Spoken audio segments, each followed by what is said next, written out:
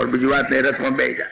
ત્યાંથી હરણ કરીને લાયા, પોતાની ફોઈની દીકરીનું હરણ કર્યું, મિત્રવિંદાનું સ્વયંવરમાં હરણ કર્યું અને એનું લગ્ન કર્યું. આ 5મા પટરાળી, આ ભગવાનના લગ્ન આજ ઉકેલી જ નાખવાના. મિત્રવિંદાનું લગ્ન થઈ ગયું. મિત્રવિંદાનું લગ્ન થયા પછી ફરી પાછું મેટ્રિમોનિયલ, તો મેં તમને કેમ રોજ વાંચા કરે. એની અંદર અયોધ્યાનો રાજા હતો નગ્નજીત, અને નગ્નજીતની દીકરી હતી સત્યા. એનો સ્વયંવર રાખેલો. ભગવાને કહ્યું ગયા અવતારમાં તો હું એનો છોકરો હતો, અને હારી બનાવી દઉં અયોધ્યાની, એમાં શું વાંધો. ગયા જન્મમાં એ અયોધ્યાનો વતની હતો, અયોધ્યામાં જન્મ્યો હતો, આ જન્મમાં એની હારી બનાવી દેવી છે. નગ્નજીત રાજા હતો અયોધ્યાનો. કેમ શું વાંધો છે? હવે તો અવતાર બદલી ગયો ને, કશો વાંધો નહીં, હવે અયોધ્યાને છોડી પડવા વાંધો નહીં. હવે એને મેટ્રિમોનિયલમાં શરતો જોવી પડે ને, પાછી શું શરત છે? આણે શરત કરેલી, આ નગ્નજીતે શરત કરેલી કે મારી દીકરી નાગ્નજીતી, એનો સ્વયંવરની અંદર મારી શરત છે કે મારી પાસે 7 આંખડા છે. એ 7 આંખડાને એક નાથે જે જોતરે એની સાથે મારી દીકરી પરણાવી, આ શરત હતી. બધા કેટલાય ગયેલા. આ તો ઓપન ઇન્ટરવ્યુ જેવું હતું, ગમે તે જાય, એવું નહીં કે અમુક દિવસે સ્વયંવર, એવું નહીં. ગમે તે રાજા જાય, જો 7 આંખડાને જો નાથે તો એની સાથે લગ્ન કરવું.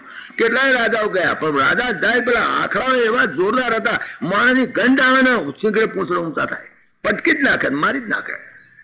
આટલા જોરદાર 7 આંખડા પાછા, એમ એક નહીં પાછા, અને હાથેને એક નાથે બાંધવાના. આ કામ કોઈ ના કરીએ. કેટલાય રાજાઓ ગયેલા, પણ કોઈ બધા બિચારા નાસીબા થયા. એને દેખન ભડકન ના હે, આંખડા છોડે જ આગળ એમાંથી, તેની હાથે જ પેલો નહીં જાય, એને જોઈને જ નહીં જાય રાજા. કેટલાય રાજાઓ ગયા, બધા નાસીબા થયા, છોડીનું લગ્ન અટકી ગયેલું. એવામાં ભગવાને કહ્યું હેણ ને તાર હું જવું, આખલા તો આ બધા આખલા તો કેટલાય મેં તો નાસી નાખ્યા છે. મને શું, મારો તો આ મારો ધંધો જ હતો, નાનપણમાં હતી. એવા તો કઈક કંસે આખલા મોકલ્યા હતા, એને સીધા કર્યા હતા, તો અમે શું વાંધો છે? ભગવાન ગયા, નગ્નજીત રાજાને મળ્યા. કેમ ભાઈ તમારી દીકરીની શું હકીકત છે? કે ભાઈ એમ આવું થયું છે, 7 આંખલા છે મારે, હવે હું વ્રત લઈને બેઠો છું, હવે કોઈ આવતો જ નથી બેઠો. હવે તો બધા જાણી ગયા છે આંખલાને, કોઈ આવતો જ નથી. હવે હમણાં 6 મહિનાથી જે કઈ રાજા ફટક્યો નથી અહીંયા કરે કે હું આવ્યો છું, બોલો તારા આંખલા હું નાથું. તો આ તો બહુ સારું લે, પણ નહીં ના થાય, યાદ રાખજો, આ તો ગોતું મારે બહુ જબરદસ્ત છે. કે કશો વાત બતાય તો ખરો, હવે તારા આંખલા તો બતાય, જોયો તો ખરા કેવા છે. પેલો કે આંખલા જ્યાં આગળ બાંધ્યા હતા ત્યાં આગળ લઈ ગયા એમને. ભગવાન શ્રી કૃષ્ણે જ્યાં આગળ આંખલાને જોયા, આંખલાએ પરમાત્માના દર્શન કર્યા, આંખલા ગાય જેવા થઈ ગયા. ભગવાને જઈને બધાના બૈડા ઉપર હાથ ફેરવ્યો, હાથે આંખલા ઉપર, કેમ છો દોસ્ત, મજામાં છો ને? લાવો નાથ, બધા જ બાંધ્યા. અને જેમ નાનું છોકરું જેમ લાકડાનો ઘોડો તોણીને લાવે, એવી રીતે હાથે આંખલાને લઈને હેડ્યા ભગવાન. લઈ જાઓ, આંખલાએ મારતો કે છે એમાં શું. ઘણી વખત નાના છોકરા નથી રમતા, ઘોડો હોય લાકડાનો એને બાંધે ને પછી આમ તબડક હેડાડે. એવી રીતે ભગવાને, એવી રીતે આંખલાઓ ત્યાં શાંત નિર્વૈર સ્વરૂપ તમે જુઓ પરમાત્માનું.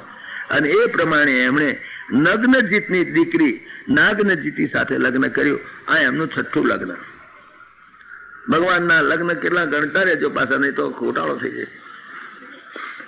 આંખલાઓને હરાવીને કન્યા પ્રાપ્ત કરી. સ્વયંવર પછી બીજા રાજાઓ નિરાશ થઈ ગયા, પણ આ ભગવાને વળી ત્યાં આગળ જઈને એનું ઠેકાણું પાડી દીધું. ભગવાન શ્રી કૃષ્ણ પછી જ આવ્યા. ત્યાર પછી 7મું લગ્ન થયું એમનું. ભગવાન શ્રી કૃષ્ણ શ્રુતકીર્તિની દીકરી, શ્રુતકીર્તિની સાથે એક ફોઈ પરણાયેલા પાછા, હગી ફોઈ. હા બધા આ શ્રુતકીર્તિ હતી, એ ભદ્રા એનું નામ. હવે એની સાથે પરમાત્મા પરણ્યા ત્યાં આગળ. એ ભદ્રા કઈ દેશની હતી, એટલે અત્યારનું ઈરાન કહેવાય, ઈરાન કઈ દેશની હતી.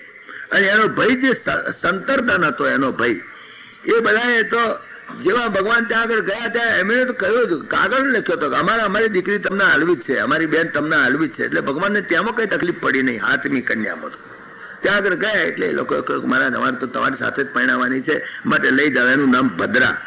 એ ભદ્રાને લઈને કઈ દેશની હતી એને લઈને આવ્યા. 8મું લગ્ન એમનું થયું. મદ્ર દેશના રાજા હતા. મદ્ર દેશના રાજાની પુત્રી હતી લક્ષ્મણા. આ લક્ષ્મણાનો પણ સ્વયંવર હતો. બધા રાજા આવેલા, આખી દુનિયાના રાજા આવેલા. લક્ષ્મણા બહુ રૂપાળા હતા. ભગવાને સ્વયંવરમાં ગયા. આ તો એમને સ્વયંવરની જાહેર ખબર આપતાની હાથે જ વાત, એમને તો બીજું કામ જ નહીં ને.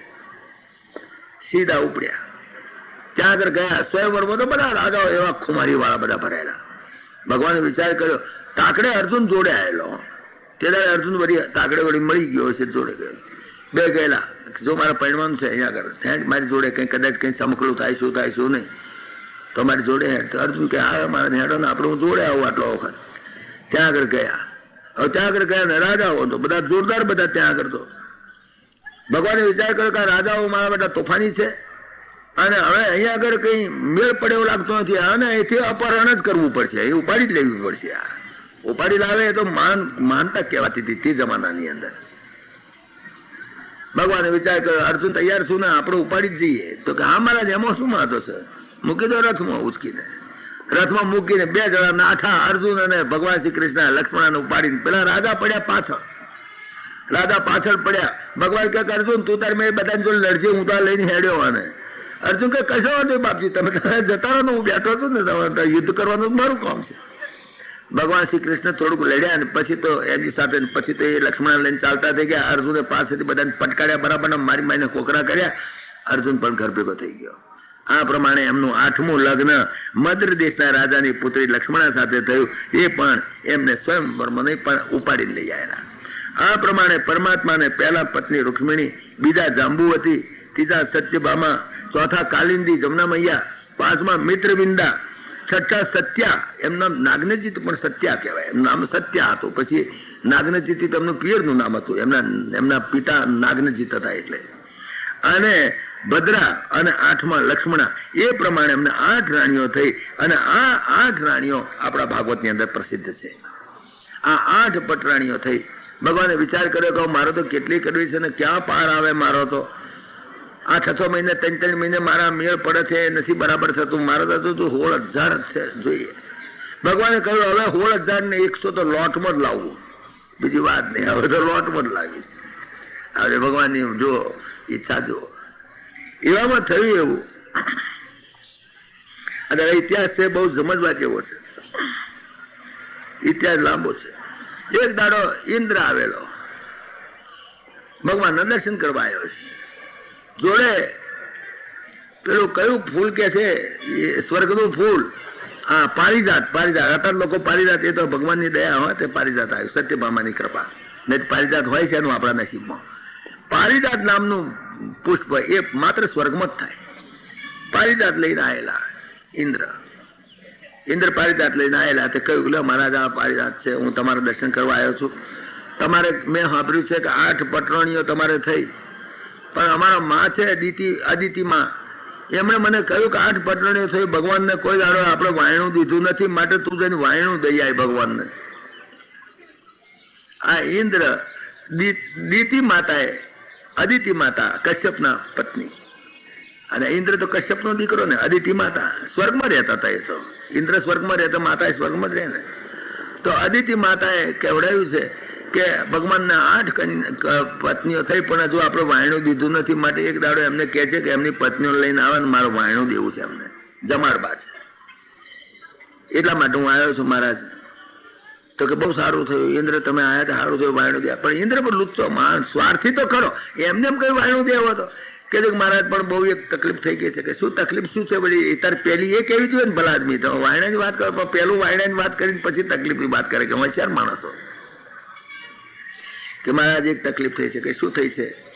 કે તકલીફ એવી થઈ છે, તકલીફ એ થઈ છે કે એક ભૌમાસુર કરીને એક મોટો જબરજસ્ત રાજા છે, અને એટલો ખાઈ બધેલો છે, બધા રાજાઓને એટલા હેરાન કરે છે. અને એ રાજાએ જાણતા બધા રાજાઓને મારી મારીને એમની છોકરીઓ ઉપાડી લાવ્યો છે. બહુ છોકરીઓ ઉપાડી લાવ્યો છે. અને એને લગભગ 16,000 ની 1 છોકરીઓ ભેગી કરી છે, જેલમાં પૂરી દીધી બધા. બહુ ખતરનાક છે ભૌમાસુર. મને મહારાજ આ ભૌમાસુરને જરા સીધો કરવા જેવો છે. કે તને કઈ તકલીફ થઈ છે? કે હા મારી બાના કુંડળ અને ગાયન કન્ટિન્યુ બધું મારું બધું એ અમારું ઉપાડી ગયો છે. એક દાડો આવ્યો તો સ્વર્ગમાં મારું તોફાન કરી ગયો હતો. કે એમ કહે ને કે તને આ પેટમાં બળે છે એટલે તું આવ્યો છો. આ છે કઈ વાંધો નહીં, ચાલ હેડ હું એમ કરીશ, હું ભૌમાસુરને મારી આવીશ અને પછી પાછો વળતા હું આવીશ. કુંડળ મુંડળ તારી બાના છે બધા લઈ અને હોપી જઈશ, બસ તને શાંતિ. કે હા. ઇન્દ્ર બિચારો ગયો. ભગવાને વિચાર કર્યો કે આ ભૌમાસુરને મારવાનો પ્રસંગ આવ્યો, 16,000 ની 1 કન્યાઓને લઈને હંતાડી બેઠો છે, જેલમાં પૂરી દીધેલી છે. આ ભૌમાસુરને કેવી રીતે મારવો? પરમાત્મા દરેકનું પાછું જાણે, એની પાસ્ટ હિસ્ટ્રી જાણે, એન્ટીસિડન્ટ બધા જાણે. આ ભૌમાસુર એ આ પૃથ્વીનો દીકરો હતો. પૃથ્વીનો કેવી રીતે પૃથ્વીનો દીકરો થયેલો? અંદર વાત લખી છે કે જયારે ભગવાને વરાહ અવતાર ધારણ કર્યો, ત્યારે પરમાત્મા જયારે વરાહ અવતાર ધારણ કરીને જયારે પૃથ્વીનું પાતાળમાંથી લઈ આવ્યા, ત્યારે પૃથ્વી માતા, પૃથ્વી દેવી અને એને પોતાના દંતુસળ ઉપર લઈને નીકળ્યા. તે વખતે પરમાત્માને થાક લાગેલો, એમને પસીનો થયેલો અને અગત્ય એમનો અંગ સ્પર્શ થયો અને એનાથી પૃથ્વી માતાને દીકરો થયેલો. એ આ ભૌમાસુર. હવે આ સત્યભામા છે એ પૃથ્વી માતાનો અંશ અવતાર છે.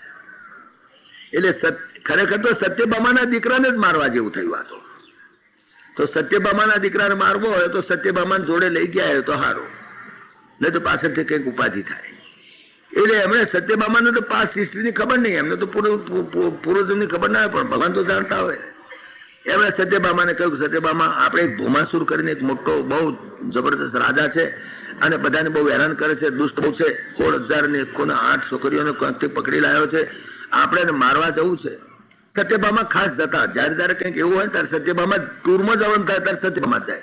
અમારા રૂક્ષ્મણી માતા તો બિચારા બહુ શાંત, એ તો કે જાય નહીં, તમે જ્યાં જવું તો જાઓ, અમે ઘેર રહ્યા છીએ. બીજી બધી જે પટરાણીઓ હોય તે નહીં, પણ સત્યભામા ખાસ જાય. દશરથ રાજાની જોડે તે સૌમિત્રા ના જાય, કૌશલ્યા ના જાય, પણ કઈ કઈ ખાસ જાય છે. યુદ્ધ કરવા જાય દેવો લોકની અંદર, સ્વર્ગલોકની અંદર, તોય પણ દશરથ રાજા જયારે જાય ત્યારે યુદ્ધમાં કઈ કઈ જાય. એમ અહીં સત્યભામા કાયમ જતા. તો આ સત્યભામાને કહ્યું, ચાલો આપણે એમ કામ કરવાનું છે, ભૌમાસુરને આપણે મારવાનો છે. એને મારી અને પછી આપણે વાયણું જમવા જવાનું છે ત્યાં સ્વર્ગલોકની અંદર. અમને તમે જોડે આવશો કે હા મહારાજ, મેં પેલું પારિજાત વૃક્ષ જોયું હતું, તારનું મને તો મન થઈ ગયું છે, હા બહુ સરસ ફૂલ છે, ચાલો ને જોઈશું તો ખરા ત્યાં આગળ સ્વર્ગમાં કેવા હોય છે. જરા સત્યભામાના બંગલામાં ફૂલ બોલે, એમને શોખ બહુ એમને સત્યભામાને. તો કે ચાલો મહારાજ જોડે હરીએ. જોડે ચાલ્યા સત્યભામા અને ભગવાન શ્રી કૃષ્ણ બંને યુદ્ધની તૈયારી કરવા માટે. યુદ્ધની તૈયારી કરીને ગયા. ભૌમાસુર ઉપર એમણે હલ્લો કર્યો. ભૌમાસુરને ભગવાન શ્રી કૃષ્ણ વચ્ચે ભયંકર યુદ્ધ થયું, એટલું બધું ભયંકર યુદ્ધ થયું. પછી છેવટે પણ ભગવાન શ્રી કૃષ્ણ આગળ શું ચાલે, એનો વધ કરી નાખ્યો. ભૌમાસુરનો વધ કરી નાખ્યો અને એનો દીકરો હતો ભગદત્ત. એ ભગદત્તને ભગવાન શ્રી કૃષ્ણે ગાદી બેહાડ્યો અને અભયદાન એને આપ્યું. પછી કયું કર્યા, પણ આ બધી છોકરીઓ લાવ્યો છે, બધા રાજાઓમાંથી ઉપાડી લાવ્યો છે, 16,100 ને કંઈક એટલી બધી છે. તો કે હા મારા બાપાએ બધી આ બધી કેદમાં પૂરી દીધેલી છે. તો કે ચાલ બતાય તો ખરો.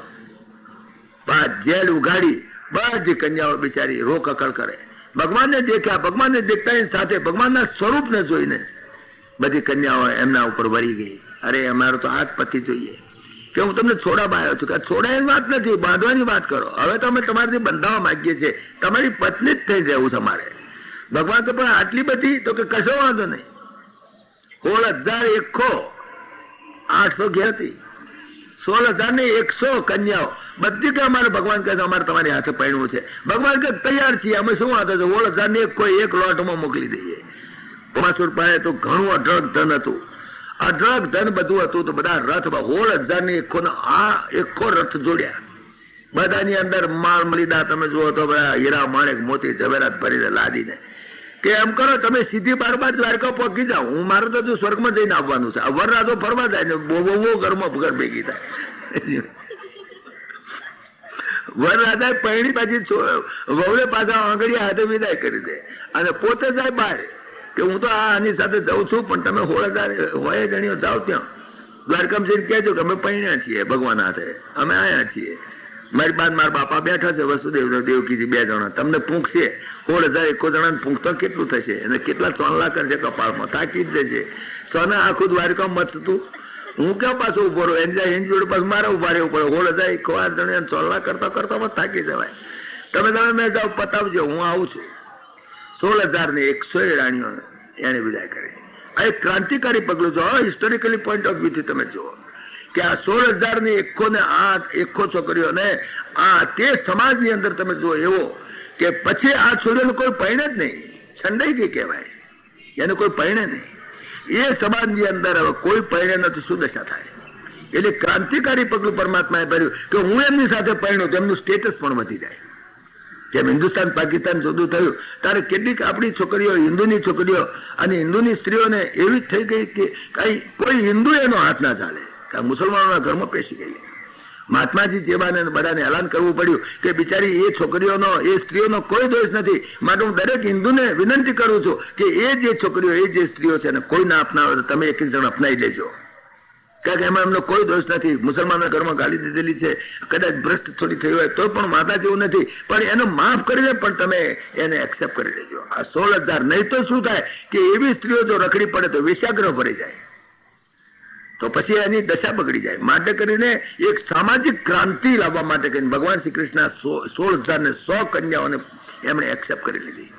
નહીં તો 16,000 કન્યાઓને કોણ લે? કોઈ લે નહીં. તે વખતનો રાજા કોઈ લાડ જ નહીં એને, કે નહીં એ તો ભોમાસુરને ત્યાં જેલમાં જઈ આવેલી છે ને તો છંદાયેલી છે, કોણ જાણ કેવી હોય, ભ્રષ્ટ હોય ના હોય, અમારે ના જોઈએ. શું કરવા છે કે જવાન અને એવી ન છંદાયેલી એવી કન્યાને પડવાનું મિલીનો અંસર કોણ પડે? તો આ છોકરીઓની દશા શું થાય? એટલે મોટું ક્રાંતિકારી પગલું છે પરમાત્માનું. આની અંદર બહુ જબરદસ્ત કામ કર્યું છે. 16,000 એમને કઈ પૈણમાની કઈ, આ તો પૈણમાની વાતો કરવાની છે. પરમાત્માને પૈણમાની સાથે શું લેવા દેવા છે? પરમાત્મા તો એક એક જીવાત્મા સાથે પરણેલો જ છે. નામ તો પરમાત્મા બધા જીવાત્મા પરમાત્માની સાથે સંલગ્ન છે, એક નહીં બીજી રીતે. પણ છતાંય તે એક આ સામાજિક એક મોટું એણે આ પગલું ભર્યું છે.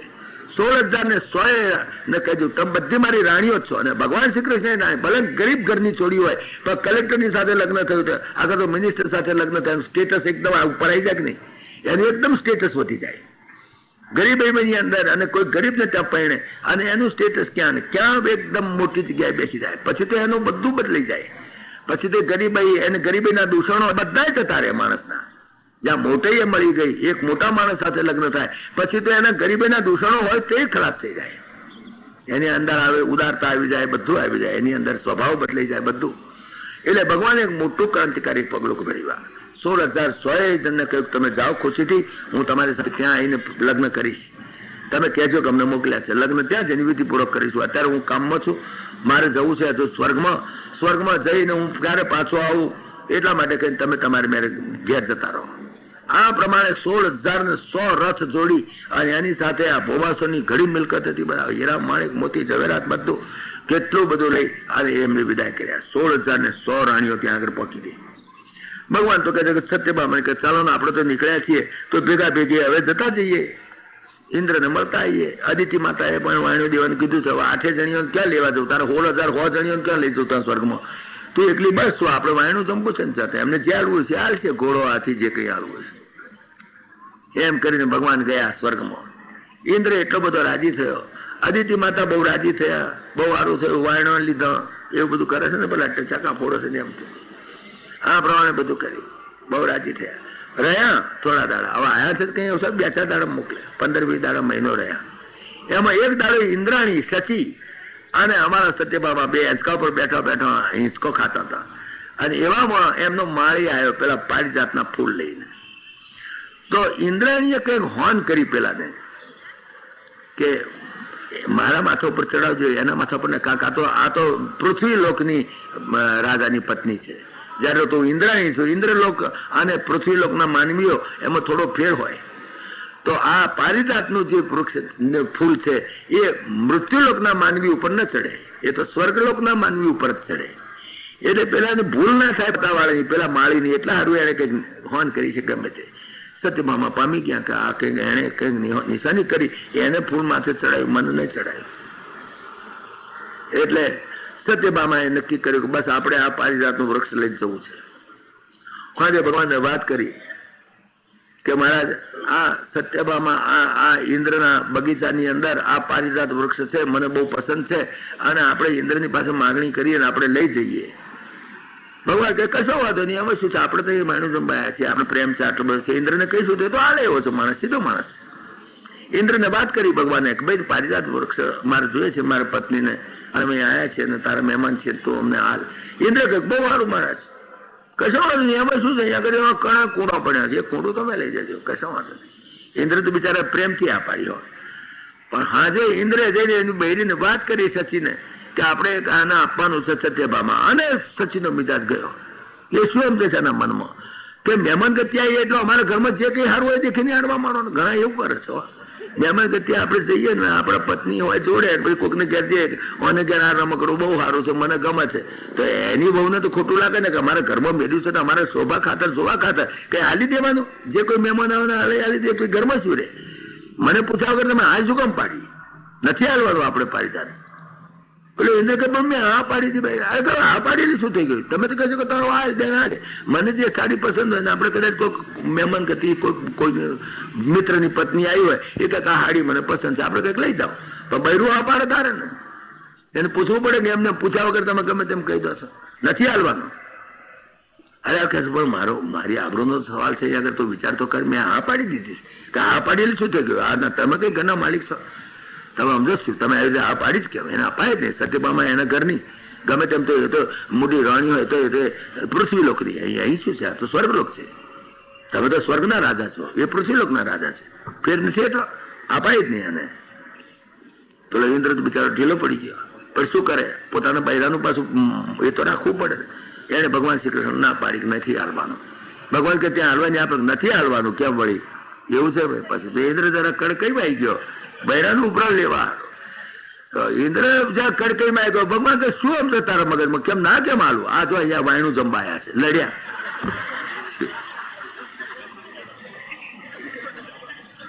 મારી બૈરી ના પાડે કે તારી બૈરી ના પાડે શું થઈ ગયું. એટલે તે હા પાડી હું લઈ જ જવાનો છું. પેલો કે લઈ જાવ છો ખબરદાર તમે ઉપાડો તો ખરા તમે અડો તો ખરા મારા બગીચાને હાથ અડાડો તમારી ખેર નથી. પેલો કે તું સમજ છું હું લઈ જ જવાનો છું. હાથ લડ્યા બે જણા લડ્યા તો લડ્યા યુદ્ધ લડાઈમાં તો પછી તો બધા દેવો ઉતર્યા લડીમાં. ચંદ્ર ને સૂર્ય ને તારા ને નક્ષત્રો ને કઈ વરુણ દેવ ને અગ્નિદેવ ને બધા દેવો બધા પછી તો કુબેર શીખે યુદ્ધ થયું. દેવો ભગવાન શ્રી કૃષ્ણ સ્વર્ગમાં દેવો હાથે લડ્યા. જો વાયણું જમવા ગયા મહેમાન ગતિ કરે છે અને ખરું યુદ્ધ ચાલ્યું અને બધા દેવો એક બાજુ ભગવાન શ્રી કૃષ્ણ યુદ્ધ ચાલ્યું. પણ યુદ્ધમાં છેવટે ઇન્દ્ર હાર્યો. ઇન્દ્રને ભાન થયું કે પૃથ્વી લોકના દેવ તમે છો પૃથ્વી લોકના રાજા છો એ અમે જે સમજ્યા છીએ અમારી અણસમજ છે. તમે તો અનંત કોટી બ્રહ્માંડના માલિક દેવ છો. આ અમારી ભૂલ થઈ ગયા અમારી અણસમજ છે. ઇન્દ્રની ગાદી અપાવનાર પણ તમે જ છો. એ પ્રમાણે ઇન્દ્રે બહુ સ્તુતિ કરી છે ભાગવતની અંદર બહુ સુંદર સ્તુતિ કરી. મહારાજ અમારી પત્ની અને અમારી આ ભૂલ થઈ ગઈ અમે તમને ઓળખ્યા નહીં. તમે સગુણ સાકાર સ્વરૂપ ધારણ કરીને જાઓ છો ને ત્યારે આ ગોટાળો થઈ જાય છે. નિર્ગુણ નિરાકાર સ્વરૂપને આ ગોટાળો નથી થતો પણ સગુણ સાકાર સ્વરૂપમાં મોટા મોટી તકલીફ છે કે તમે તો પૃથ્વી પરના જ રાજા છો એવું અમારા મગજમાં આવી ગયું અને એમાં ભૂલ થઈ ગઈ. બાકી ખરેખર તો વાસ્તવિક રીતે તો અનંત કોટી બ્રહ્માંડ જેના એનો તમે માલિક છો. અને આ સત્યભામા તો એ તમારી જે મહામાયા છે મહાશક્તિ છે એ અમારા ખ્યાલમાં ના રહ્યું. માટે કરીને અમારી બહુ ભૂલ થઈ ગઈ. અમે તમારી માફી માંગીએ છીએ. બધા દેવોએ પગે લાગી ગયા. ભગવાને કહ્યું કઈ વાતો નહીં મારે ક્યાં તમે જો લડવું હતું પણ આ તો મારે પારિજાત લઈ જવું હતું એટલા સારું. અમારી પત્ની આ સત્યભામાએ આ બધો ગોટાળો કર્યો કે કઈ વાતો ને સત્યભામા રાજી થવા દો. અરે ભાઈ સ્વર્ગનું પુષ્પ તો શું પણ બ્રહ્મલોકનું પુષ્પ તમારા માલિકીનું છે. અમે તમે જ માલિક છો. તમે જ મને ઇન્દ્રની ગાદી ઉપર બેહાડ્યો છે તમે તાર તપલી માની ઉઠાડી મેલો મને. આ તમારી કૃપા તમારા અનુગ્રહથી તમે બેઠા છીએ અને તમને ના કેમ પડે મારા જે જોઈતો લઈ જાઓ. કલેક્ટર આવ્યો હોય તલાટીની ઓફિસમાં જાય કે આ પેન્સિલ માર જોઈએ છે તલાટીનું ગધું સચ ના પાડે લઈ જાય મા બાપ તમારી જ છે મારે શું છે એમાં. એવી રીતનું થયું. તો આ પ્રમાણે જરા લડી થઈ જરા ચડબડ થઈ તો ખરી પણ મારા ભાઈ ઠેકાણું પડી ગયું. છેવટે તો સરસ થઈ ગયું. ઇન્દ્રના બગીચામાંથી પારિજાતનું વૃક્ષ લઈ આવ્યા અને ત્યાં આગળ એમણે પોતાના જ સત્યભામા તો પાછા શોખીન હતા બધા બાગ બગીચાના. એમના સત્યભામાના અત્યારે તો બધા એમના બંગલામાં ચોંટાડે છે. સત્યભામાનો ઉપકાર માનજો નહીં તો પારિજાત આપણને જોવાનું ના મળત લ્યો. પણ આપણે હવે તાર પારિજાત બધા આમાં અમદાવાદમાં હોય એની મને ખબર નથી પણ અમદાવાદમાં બધા પારિજાત તો ખાસ ગ્રુપ છે. આ બધી વાત બની. બસ હવે તો શાંતિ થઈ ગઈ. પેલી 16,100 ની સાથે એમણે વ્યવસ્થિત રીતે વિધિપૂર્વક લગ્ન કર્યું અને 16,108 રાણીઓના મેલ લાઈન સાર. હવે પેલો મેલ પોતાનો પછી રૂક્ષ્મણીનો પછી સત્યભામાનો પછી એ પ્રમાણે 8 પટરાણીઓ ત્યાર પછી 16,100 16,108 મેલ જોયા હોય તો કેવા જબરદસ્ત મેલ. મેં તમને કહ્યું એમ વર્ણન એક દાડ કરી તો કોણ જાણે તો આવડે ના આવડે પણ એમના 17 માળે 18 માળે તો સ્વિમિંગ બાથ 40 પત્તામાં માળે તો હેલિકોપ્ટર ઉતરે, એરોડ્રમ, કેટલા બધા, એક રૂમ ને એટેચ બાથરૂમ, લેટ્રિન હાથે, સોફા સેટ, વિડીયો, બધું એટલો સરસ. હવે મને તો મહેલનું વર્ણન કરતા ક્યાં આવડે ભાઈ સાહેબ, આપણે ના આવડે, પણ એટલા મોટા જબરદસ્ત મહેલ હતા, જબરદસ્ત મહેલ હતા. આ પ્રમાણે ભગવાન હવે આનંદ ફેર્યા મળ્યા. ભાઈ અમને લગ્નનો પ્રશ્ન તો ઉકલી ગયો હવાનો વાગતા, પણ પછી હખે રે તો સારું, રે તો સારું. પણ આવું જયારે થાય ને ત્યારે કેટલા વડવાડ પણ થાય છે. આમ તો પૈણી રહ્યા થોડા દાડા રહ્યા, સારું હમું ચાલે છે, થોડા 2-3 વર્ષ તો બરાબર સીધું હમું હેડે છે, 10-15 વર્ષ તો હેડે. પણ પછી બૈરા જોડે લડવાડ થાય છે કોક દાડો, નથી થતી એમ નહીં. કોઈ માણસ એમ કહેતો કે મારા બૈરા જોડે લડવાડ નથી થઈ જિંદગીમાં કોઈ દાડો, તે જુઠ્ઠો બને જ નહીં. અને હું તો એટલે સુધી કઉ છું કે 12 મહિનામાં એક વખત તો કરવી જ લડવાય બૈરા. મેળ પડે ને સગવડ હોય તો મહિને કરવી, પણ 12 મહિનામાં એક વખત તો જરૂર કરવી. એ પણ એક ગ્રસ્તાશ્રમનો એક આનંદ છે, એમાં ખોટું નથી, તમે ખોટું નહીં માનતા. રૂક્ષ્મણી સાથે બળવાડ થઈ ગઈ એક દાડો ભગવાનને. ભગવાન એક દાડો રૂક્ષ્મણીના મહેલમાં ઉતેલા, કેટલા આનંદથી. રૂક્ષ્મણીના ઘેર આમ તો પડ્યા પાથરે રહેતા હતા, બીજા બધા જાય પાછા, ના જાય એમ નહીં. એ તો ક્યાં ક્યાં જતા હતા, એ તો નારદ એક દાડો થોનો મોનો જોવા આવવાનો છે, વાત કરીશું તમને. પણ એક દાડો રૂક્ષ્મણીના મહેલમાં ઉતેલા ભગવાન આનંદમાં હતા. બધું વર્ણન કર્યું છે આપણા ગુજરાતી કવિઓએ. અગર ચંદન ના ઓરડા સુખડ ઘસિયા કમાડ રે, શું ઐશ્વર્ય પરમાત્માનું વર્ણન કર્યું છે આપણા ગુજરાતી કવિઓએ. અગર ચંદન ના ઓરડા સુખડ ઘસિયા કમાડ રે, ત્યાં જઈ શ્રી કૃષ્ણ પોડિયા. રૂક્ષ્મણી ઢોળ તવાય રે, અરે રૂક્ષ્મણી સેવા કરે, કેટલી સરસ મજાની. એવા મોટા મહેલની અંદર ભગવાન સોઈ રહેલા. ભગવાનને એક દાડો મન થયું કે ગ્રસ્તાશ્રમનો એક પણ એક અનુભવ છે, બૈરી સાથે તકરાર થાય. હા કરવી 12 મહિના, મેં કહ્યું નહીં. જો કે તમારે માનવી ના મારી મજીની વાત છે, ભાઈ કોઈ એમ ડંફાસ મારતો હોય કે મારી બૈરી સાથે જિંદગીમાં કોઈ દાડ લડવાડ થઈ નથી, તે જુઠ્ઠો સમજવો. થાય જ લડવાડ, અને લડવાડ કરે તે બૈરી કેટલા ગુસ્સામાં હોય છે. તે વખતે પોસિબલ હોય તો કેમેરા રાખવો જોડે, અને એનું દ્રશ્ય લઈ લેવો. ટેપ રેકોર્ડ અત્યારે તો સગવડ થઈ જાય તો ટેપ મૂકી દેવી, અને પછી જયારે બહુ પ્રેમ કરવા જાય ત્યારે પેલી ટેપ સંભળાવવી, જો તમે તે દાડ શું બોલ્યા હતા સંભળાવી. લડવાડ થયું જોઈએ, એક ગ્રસ્તાશ્રમ નો આનંદ છે, આની અંદર ખોટું નથી થાય. તો ભગવાન શ્રી કૃષ્ણ એક દાડો આરામથી ઉતેલા મહેલમાં અંદર બેઠા મજાથી, 2 જણા વાત કરતા હતા. એમાંની અંદર કોણ જાણે શું મગજમાં આવી ગયું ભગવાન શ્રી કૃષ્ણને, તે બોલવા માંડ્યા. કે છે કે રૂક્મિણી, તમે અક્કલનો અધૂરો તો ખરો, તમારામાં પૂરી અક્કલ નહીં, દીર્ઘ દ્રષ્ટિ નહીં તમારામાં. તો આથી શરૂઆત કરી. રૂક્મિણી ચાપડી કે આજે શું ખાધું લાગે છે હમણાં, કે સમજાતું નથી, આ સીધે સીધો ઘા કરે છે. લક્ષ્મી તમારામાં ખરેખર તમારામાં દીર્ઘ દ્રષ્ટિ નહીં. કે કેમ માને છે દીર્ઘ દ્રષ્ટિ નહીં? કે છે કે તમે વિચાર કરો, તમારું લગ્ન એક પ્રતાપી રાજા સાથે, શિશુપાલ સાથે, કેટલો જોરદાર રાજા હતો, અને તમારા મા બાપ એની સાથે લગ્ન કરવાની ઈચ્છા કરતા હતા. તો તમારા મા બાપની ઉપરવટ થઈને એમણે સારો ધણી ખોળી કાઢેલો, જોરદાર હતો, રાજા હતો. અને તે જ આપણા આ જમાનાની અંદર એમના ઘરમાં શિશુપાલ એટલે અમેરિકા ગવર્મેન્ટ જેવું, એટલી મોટી સત્તા. શિશુપાલ અને આ જરાસંઘ બેની સત્તાઓ મોટા મોટી, રશિયા અને અમેરિકા જેવી. એવા મોટા રાજાને ત્યાં લગ્ન તમારા મા બાપ કરતા હતા, છતાં તમે મારા જેવા ભરવાડને ત્યાં લગ્ન કર્યું. મને લાગે છે કે તમારા અક્કલ ઓછી હોય. હવે વિચાર કરો, છોકરાને ઘેર છોકરા થઈ ગયા છે ને હવે આ વાત કઢાતી છે, જૂની વાત કઢાય કે તારું ફલાણી હાથે લગ્ન તમારો ફલાણ વાત કહેવાય તો ઠીક છે. શરૂઆતના પરિણામ હૃદયમાં કહેવાય ભાઈ તારું ફલાણી સાથે હગઈ થવાય છે, પણ તૂટી ગયું, આ થયું તે થયું, તે શરૂઆતમાં. અત્યારે આટલા હવે ઉંમર વધી ગઈ, હવે તો આધેડ ઉંમરના થવા આવ્યા, અને છોકરાને ઘેર છોકરા, છોકરાને ઘેર છોકરા, અને એ વખતે આવી વાત કઢાતી છે. તો ભગવાનને કોણ જાણે આજે કંઈક બીજું કંઈક ખાવામાં આવી ગયું લાગે છે. બસ ત્યાંથી શરૂઆત કરી એમણે કે તમારા પિતા ઈચ્છતા હતા, મોટા મોટા રાજાઓ, પ્રતાપી રાજાઓ, એ પણ પરણવા ઈચ્છતા હતા, એ બધા મહાપ્રભાવશાળી હતા. અને તમારા ભાઈએ અને તમારા પિતાએ તો શિશુપાલ સાથે તમારો પરણવાનો વિચાર પણ કરેલો, છતાં તમે આવા ઈચ્છાવાળા હતા, એવા શિશુપાલને છોડી અને અયોગ્ય એવા અમને તમે શા માટે પસંદ કર્યા? મને હજુ અક્કલવા ઉતરતી નથી. તમને પસંદ શું જોઈને કર્યો? હવે રૂક્ષ્મણી શું જવાબ આપે?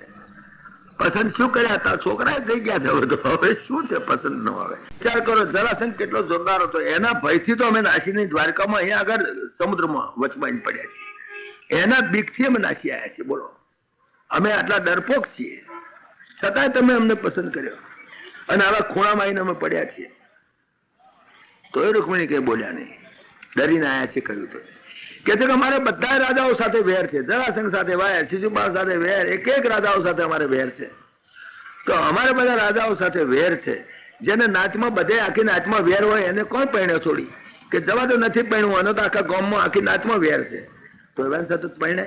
તો તમે શું સમજીને પરણ્યા? અમારે તો બધા સાથે વેર છે અને તમે એમને પરણ્યા.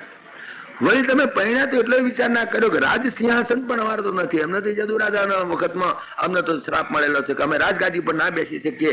અમારે દંડ નહીં, અમારે રાજદંડ નહીં, અમારે સમર નહીં, અમારે મુગટ નહીં, આ રાજના ચિહ્નો અમારે નહીં. એટલે તમે રાણી પણ ના કહેવાઓ. અમે રાજા નહીં, તમે રાણી નહીં. શિશુપાલને પરણ્યા તો રાણી તરીકે બેસત. તમે રાજ રાણી તરીકે તમે બેસત. અહીં રાજ રાણી તરીકે તમે બેસી શકો છો. ભલે હું કિંગ મેકર છું, પણ કિંગ તો નહીં જ ને. તો તમે રાજરાણી કહેવાઓ કહો. જયારે ત્યાં ગયા હોત તો અત્યારે રાજરાણી હોત, વટ પડતો હોત તમારો. રાજરાણીની પોસ્ટ છે કે ઓર્ડિનરી પોસ્ટ છે. માટે મને લાગે છે કે તમે ખરેખર તમારી ભૂલ તો થઈ જ છે. ખરેખર તમે અક્કલ વાપરી નથી, તમારા દીર્ઘ દ્રષ્ટિ નહીં. વળી બીજું, અમારો માર્ગ પણ અસ્પષ્ટ છે. આ બધા શબ્દો બ્રહ્મના જવાબ, બ્રહ્મના વિશેષણો છે બધા. બ્રહ્મના વિશે અમારો માર્ગ અસ્પષ્ટ છે, આચાર વિચાર વગરના છીએ એમ કહેવાનો ભાર છે. પણ ખરેખર બ્રહ્મનો માર્ગ અસ્પષ્ટ છે. પરમાત્મા બ્રહ્મના આ ગુણોનું નિરૂપણ કરે છે. એ ભાષા વ્યાસનારાયણે એવી વાપરી છે કે જેની અંદર ડબલ મિનિંગ થાય. જેમ પેલા એક વખત મેં તમને દાખલો આપ્યો હતો ને, એવી જાતનો આ છે. તો આની અંદર ડબલ મિનિંગ થાય છે.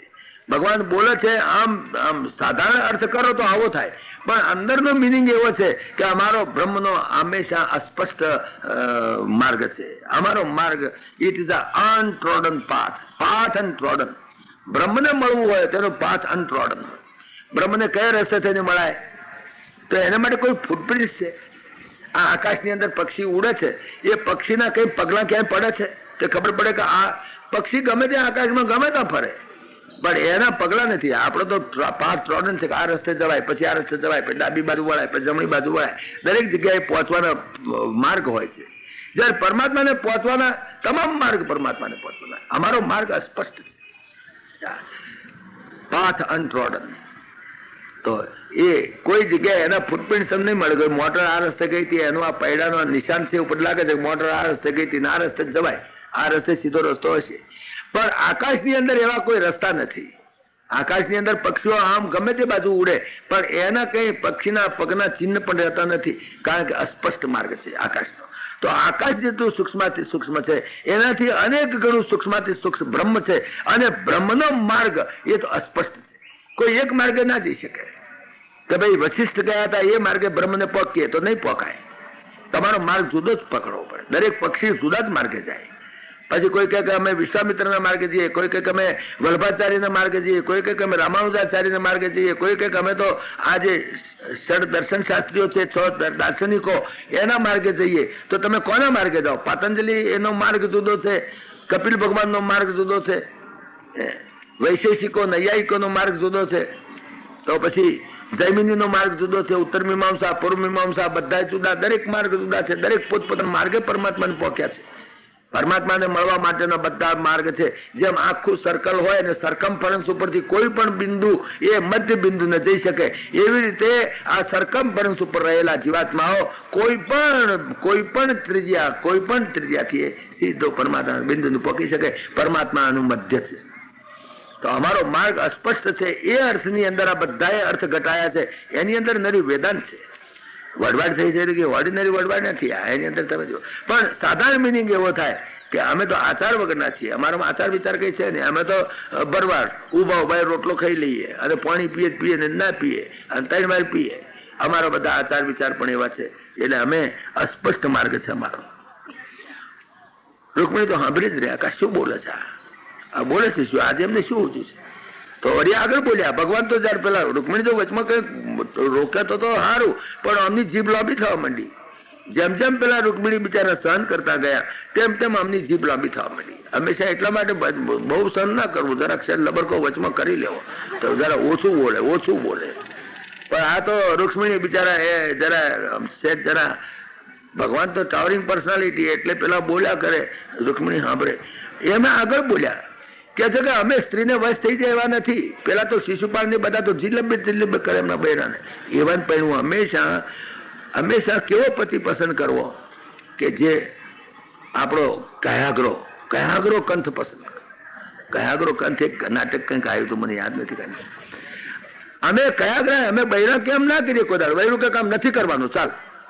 એટલે અમે સ્ત્રીને વશ થઈ જઈએ એવા નથી. અમે સ્ત્રીને વશ થઈ જવાય એવા જે લોકમાર્ગ છે એ લોકમાર્ગને અમે નથી માનતા.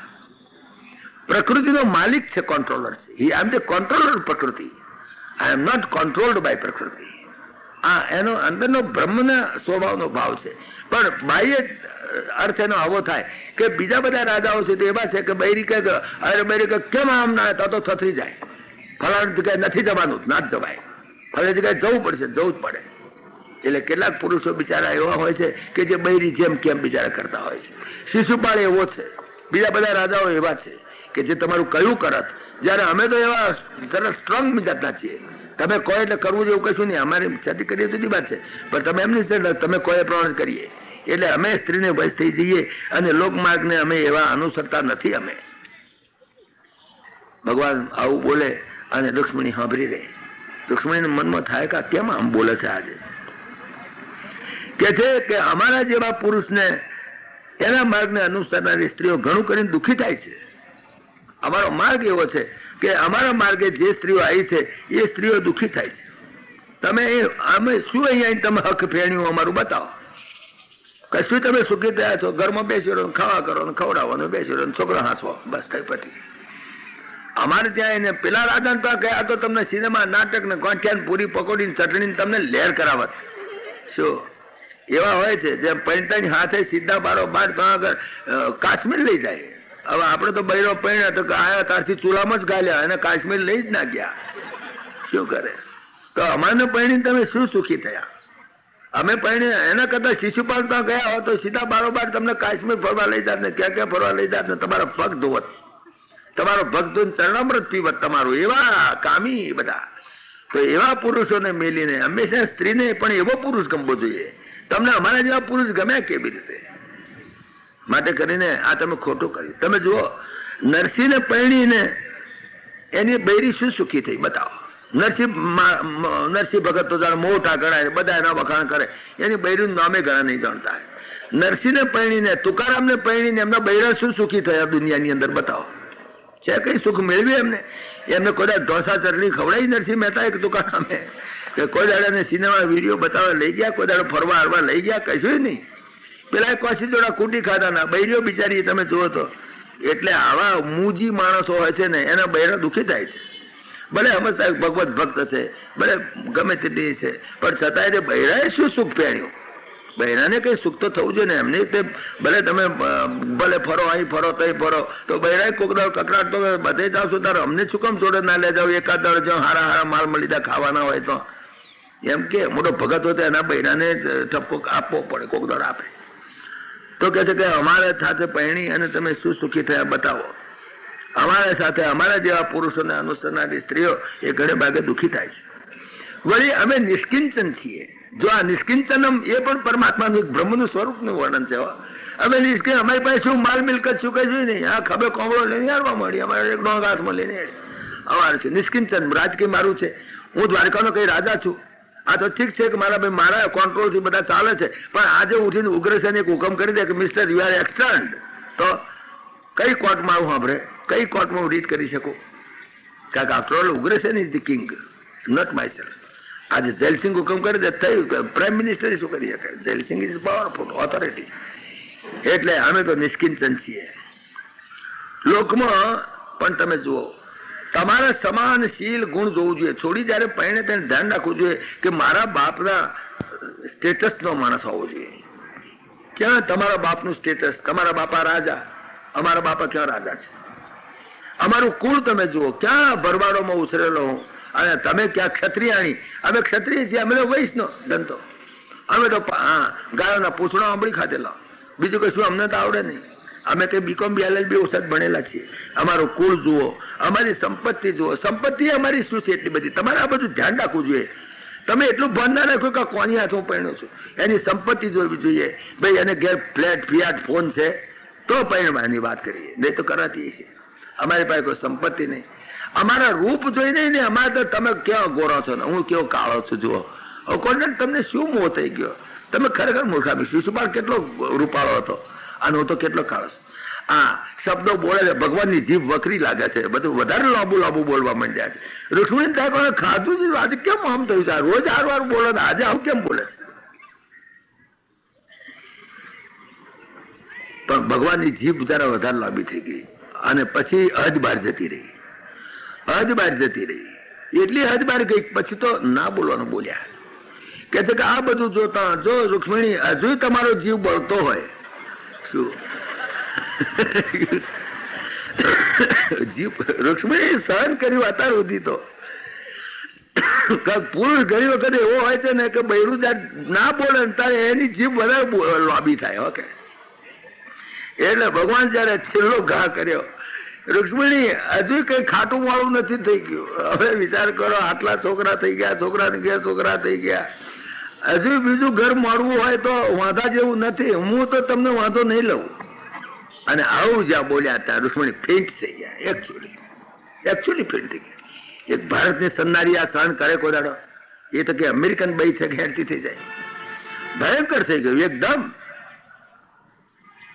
ભયંકર થઈ ગયો અને એકદમ ફેન્ટ થઈ ગયા. શું બોલે છે ભગવાન? આવું ગજબની વાત કરી.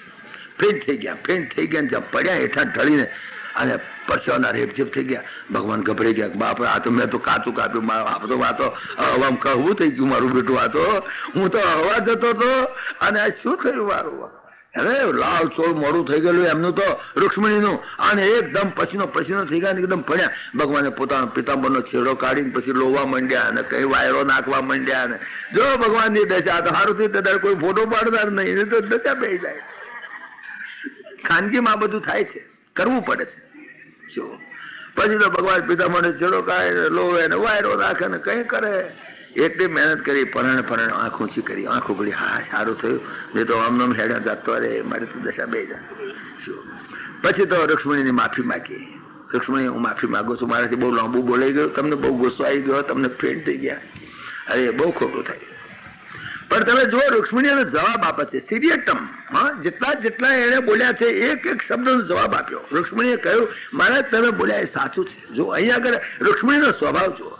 કદાચ ધણી ખાટો થઈ જાય કદાચ, તો પણ જો બૈરી જોડે ખાટી થઈ જાય તો શું દશા થાય? ઉકેડે નાખવું પડે. ખાટી કડી ઉકેડે નાખવી પડે. પણ જયારે ધણી ખાટો થાય ને ત્યારે જો ડાઈ બૈરી હોય તો દહીં ખાટું થઈ ગયું હોય ને, ઘરમાં કદાચ ખાટું દહીં થઈ ગયું હોય તો દહીં બહી હોય તો કોઈ ઉકેડે નહીં નાખવા જાય, એમાં ખોડ નાખીને ખાઈ જાય. સારું લાગે. ઓકે, ખાટા દહીંમાં ખોડ નાખવી તો એ ખાટું દહીં હોય છે ને તોય મીઠું થઈ જાય. જયારે પુરુષ ખાટો થાય ત્યારે બૈરીએ ખોડ થઈ જવું, અને બૈરી ખાટી થઈ જાય ત્યારે પુરુષે ખોડ થઈ જવું, તો બે શ્રીખંડ ખાય, નહીં તો બેનું દહીં ઉકેડે ન ખાય. આ બતાવવા માંગે છે અહીંયા આગળ. એક ગ્રસ્તાશ્રમ, એક બાજુ બ્રહ્મનું સ્વરૂપ, એક બાજુ વેદાંત અને એક બાજુ ગ્રસ્તાશ્રમ. તમે જો પછી પુરુષ ખાટો થઈ જાય, સામે બૈરું ખાટો થઈ જાય, સામે અમે વાતમાં ધડાકા જ લેતા હોય તો એના આગળ તો પછી તો ભવાડા થાય આખા ગામમાં. પછી તો આ ઘરમાં જાણે શું આખું ગામ જાણે. પણ જો ઘરમાં કેવી રીતે વળી લે છે, કોઈ બહાર દરવાજાની બહાર એનો અવાજ ના જવો જોઈએ. દરવાજાની બહાર પણ વાત નહીં. રૂક્ષ્મણી પણ કેટલા સુંદર શબ્દો બોલે છે તો સાંભળો. રૂક્ષ્મણી બિચારા નીચું મોડું ગાળીને સાંભળી તો રહેલા, પણ એના મગજમાં આ એક શબ્દ યાદ રહી ગયો. ઘા જેવો લાગે એને તો, ઘા જેવો લાગ્યો એને. પરસો થઈ ગયેલા બિચારા, અને ક્રોધથી એના તો હોઠ ફરક્યા, તમે જોયા હતો. અને કટાક્ષ યુક્ત એવું એમણે આ બધી વાતો કરીને બહુ દુઃખ થઈ ગયેલું. રૂક્ષ્મણી આવી ગયા, જરા ભાનમાં આવ્યા.